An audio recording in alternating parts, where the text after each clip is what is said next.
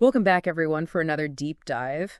I always say I love the material you send in, but this time, oh man, this is some really fascinating stuff. We're going deep, like what does it even mean to be human? Exploring all these different beliefs about, death and consciousness and all that. Yeah, I could agree. It's some pretty profound stuff you sent in this time. Well, our mission, as always, is to help sift through it all, right? Break it down, see what we can pull out, and maybe highlight some of the key points for you. You game for this one. Absolutely. Just looking at the variety of perspectives you've got here is amazing. I mean, we've got everything from like the hard science of brain activity ceasing to, the more spiritual ideas about some part of us continuing on. Then there's the whole ancient Egyptian view of the afterlife and those Gnostic ideas about a divine spark trapped within us. I think this is going to be a really thought-provoking exploration. I think so too. I mean, it all really comes down to those big questions that people have been grappling with forever. What actually happens when we die? Like, what is consciousness anyway? What's at the very core of who we are? And, maybe even more importantly, how does all this high-level thinking actually impact us in our everyday lives? Yeah, it's connecting those big ideas to our lived experience. That's where it gets really interesting. Exactly. So let's jump in, shall we? I'm seeing that one of the first things the material tackles is how we even define death. Right? And then it goes on to explore this whole concept of consciousness, which is, well, kind of a slippery thing to pin down. Right from the start, it lays out the scientific perspective. Death being defined as when brainwave activity stops completely and irreversibly, something that can be measured with, an EEG, an electroencephalogram. So very much a concrete biological event. Yeah, but the material you sent doesn't stop at just the scientific explanation, does it? It asks this really interesting question, like, what if consciousness isn't just the result of what's happening in the brain? Like, what if there's more to it, something beyond the physical processes that we can currently measure and explain? Then that kind of changes how we might think about death, too. Absolutely. And the material makes a really good point that even now, consciousness is still one of the biggest mysteries in science. I mean, we can observe that certain brain activity correlates with certain experiences, but how those electrical and chemical signals actually create our subjective inner world, like our sense of self, that's still a huge unknown. It makes you wonder, right? I mean, think about it. How well does science really explain those big human experiences? Like that sense of awe when you see something amazing, that deep connection of love, the way music can make you feel things. The material kind of suggests that science, as it stands now, might not be able to fully capture these really rich parts of being human. Yeah, it highlights those edges of our understanding where science sort of bumps up against its own limitations.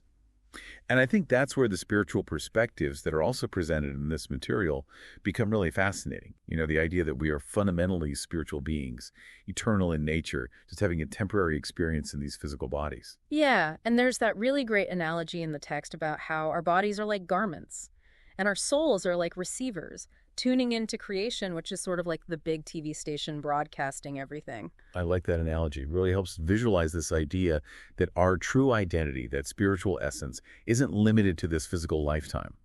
And then the material also brings up all those anecdotal accounts of near-death experiences and out-of-body experiences, which, have been reported by so many people across cultures and time periods. Yeah, it's hard to ignore all those stories, right? People who've been close to death describing things like floating above their bodies, watching doctors work on them, or even going to other realms. It's like the material is suggesting that these experiences could be pointing toward consciousness or some part of us continuing on after death. It definitely adds another layer to the conversation, raising questions that go beyond just the biological. So then we move from these modern and somewhat personal accounts into the ancient world. Specifically, material delves into ancient Egyptian beliefs about what happens after we die. Oh, yeah, this was fascinating. The whole Egyptian Book of the Dead, not just any book, though, right? This was like their guidebook for the soul's journey through the afterlife. Exactly. And it's worth noting that it wasn't always called the Book of the Dead. Those beliefs actually evolved over time, starting with the pyramid texts, which were initially for pharaohs only. Later on, with the coffin texts, the idea of an afterlife expanded to include the nobility as well. So it was like their understanding of who was eligible for this journey was changing. And the way they envisioned the afterlife is so intricate. It wasn't just some vague, ethereal place. It was almost like another world, located in the heavens with its own distinct geography. Pathways and halls and chambers that the soul had to navigate, like a whole other reality running parallel to ours. Yeah, and before even getting to that heavenly afterlife, Mhm. there was this waiting period in the Well of Souls, this in-between space where they believed souls would linger, almost like a time of anticipation and reflection before facing judgment. It must have been an incredibly intense experience just waiting there. And then comes this incredibly pivotal moment, the judgment scene. The soul is evaluated, based on its actions during its earthly life. And overseeing this entire process is the goddess Ma'at, who represents truth, order, balance in the universe, like the ultimate embodiment of cosmic harmony. Right, everything hinges on this principle of Ma'at, and the central event within this judgment scene is the weighing of the heart ceremony. Now, this is where the imagery gets really powerful. The heart, which for the Egyptians held a person's intellect, their emotions, their entire essence, was placed on one side of a scale. On the other side, the feather of Ma'at, representing truth, justice, that cosmic balance.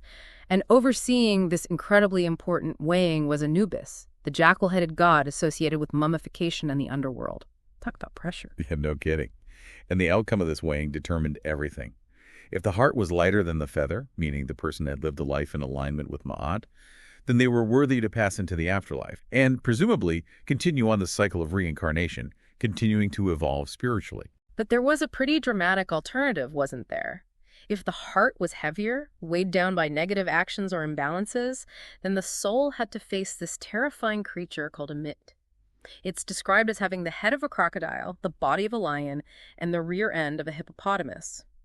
And this terrifying being would devour the heart, leading to either the soul's complete destruction or some interpretations say reincarnation into a much lower form, like a cockroach or a fruit fly.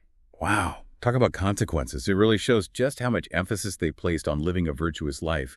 The text even refers to human life as a remarkable honor, highlighting our ability to influence our own destiny through our choices. It's a powerful concept that resonates even today. This idea that our actions have consequences that can extend far beyond our physical lives. Absolutely. So we've looked at science, we've looked at ancient Egypt.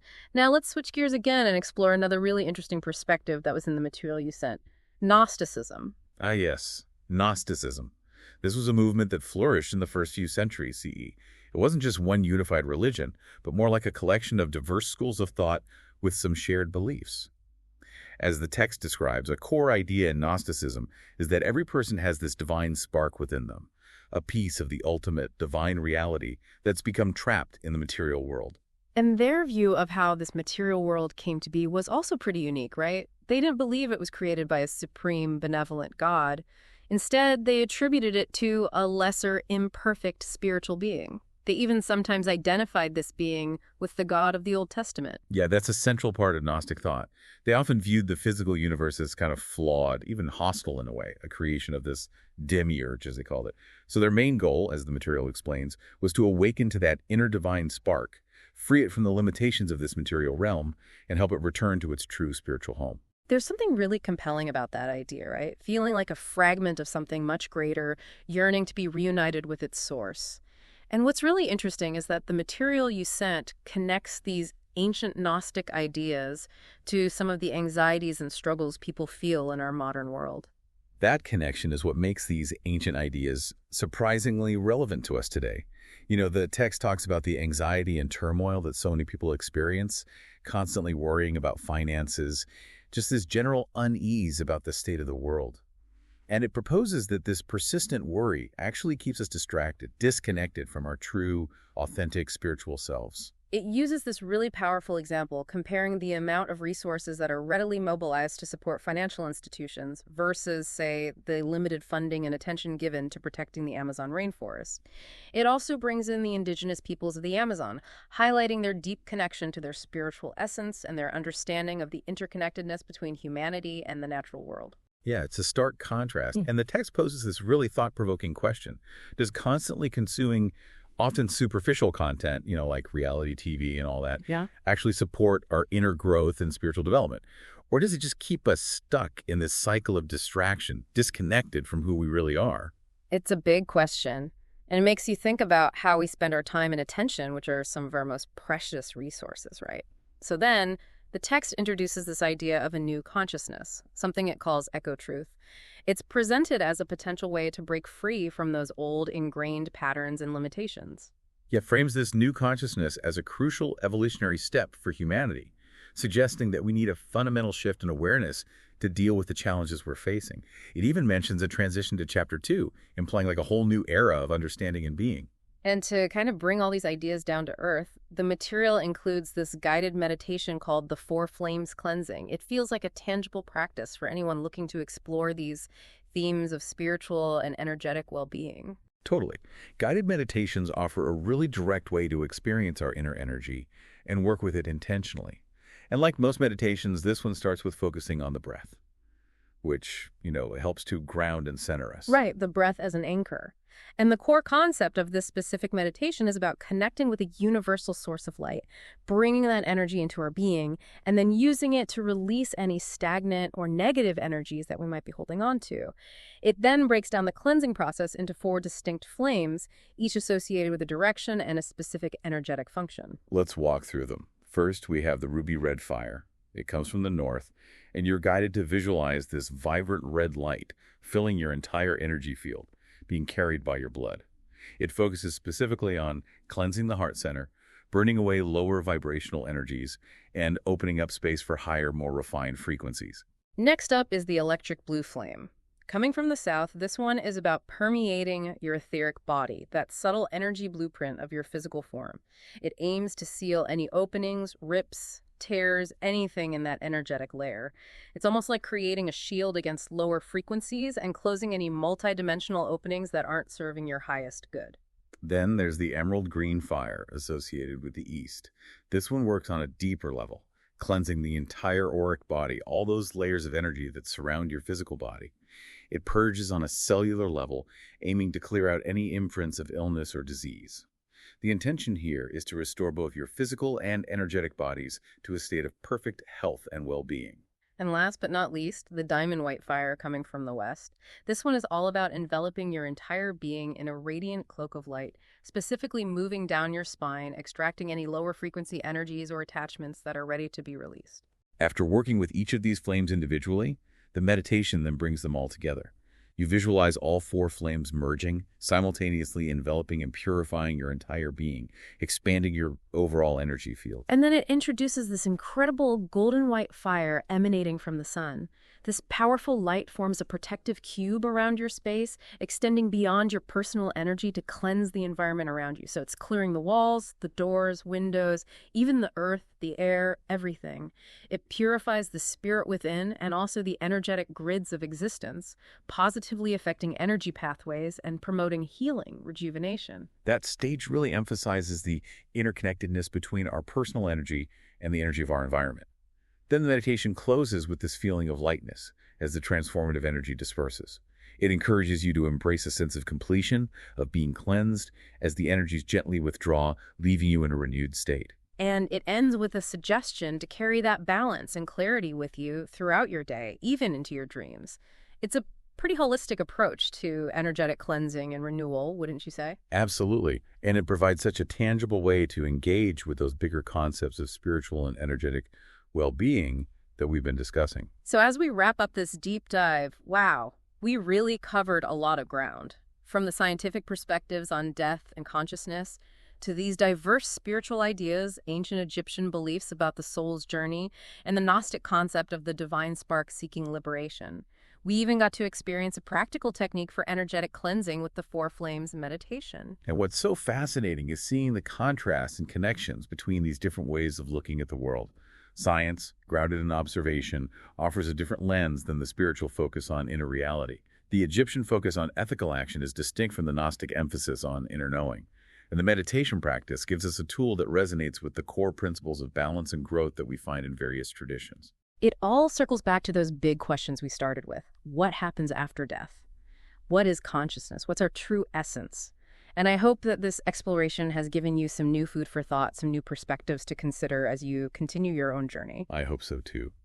Maybe it'll even inspire you to dive deeper into these mysteries and see what resonates with you. So for our final thought today, let's build on that powerful sense of interconnectedness that was highlighted in the meditation. Just consider this. How might the awareness of a potential web of light, subtly connecting all beings, change how you see your daily interactions, your sense of empathy, and your place in the grand scheme of things? It's something worth pondering, that's for sure. Until next time, thanks for joining us on the Deep Dive.